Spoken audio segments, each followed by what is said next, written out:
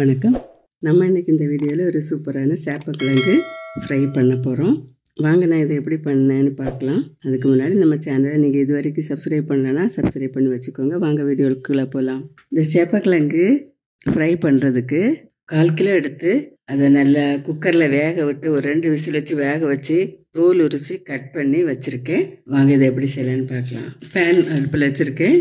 2 teaspoon oil சேர்த்துருக்கிறேன். தேங்காய் எண்ணெய் தான் சேர்த்துருக்கேன். கொஞ்சம் கடுகு சேர்த்துக்கலாம். கடுகு வெடித்ததும் கொஞ்சம் கருவேப்பிலை சேர்த்துக்கலாம்.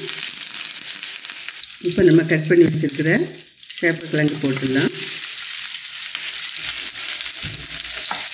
எண்ணெயிலே கொஞ்சம் நல்லா வதங்கட்டும். இது ரொம்ப ஈஸியாக செஞ்சிடலாம். சாம்பார் சாதத்துக்கெல்லாம் சூப்பராக இருக்கும். எல்லாருமே ஈஸியாக செய்யக்கூடிய ஒரு டிஷ்ஷு தான் இது.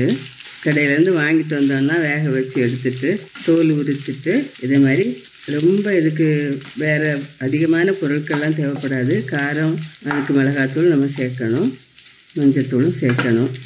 இது இப்போ கொஞ்சம் வதங்குது. கொஞ்சம் கலர் அதில் கொஞ்சம் ஒரு வளவளப்பு இருக்கும். இது மாதிரி ஒரு நிமிஷம் வதக்கிக்கலாம். நான் இந்த கிழங்கு வேக வைக்கும்போதே உப்பு போட்டு தான் வேக வச்சேன் கொஞ்சம்.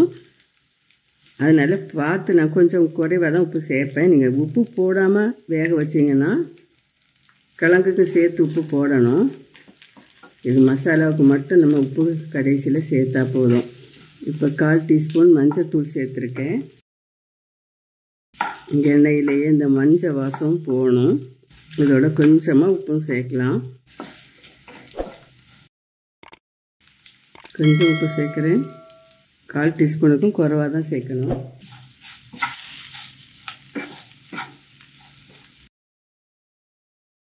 இப்போ இதோட 1 ஸ்பூன் காஷ்மீரி சில்லி பவுடர் சேர்க்குறேன்.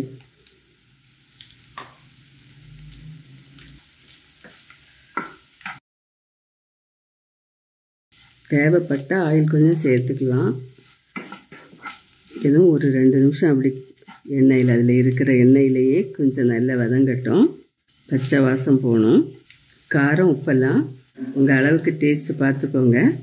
ஆயில் கொஞ்சம் நிறைய சேர்க்குறவங்களா இருந்தால் இன்னும் கொஞ்சம் வேணும் ஆயில் சேர்த்துக்கோங்க. எனக்கு இது போதும், இந்த அளவே போதும் போல் தான் இருக்குது. போதும், இதுக்கு மேலே சேர்க்க வேண்டாம். இதில் வேறு எதுவும் நம்ம சேர்க்க போகிறதில்ல. ரொம்ப ஈஸியாக சிம்பிளாக செய்து முடிக்க வேண்டிய ஒரு டிஷ்ஷு. எல்லாருமே ஈஸியாக செய்யலாம். இது உருளைக்கிழங்குலையும் இது மாதிரி பண்ணலாம். வாழைக்காயில் இது மாதிரி பண்ணலாம். காய் ஐட்டத்தில் நீங்களும் வீட்டில் ட்ரை பண்ணி பாருங்கள். ட்ரை பண்ணி பார்த்துட்டு கமெண்ட் பண்ணுங்கள்.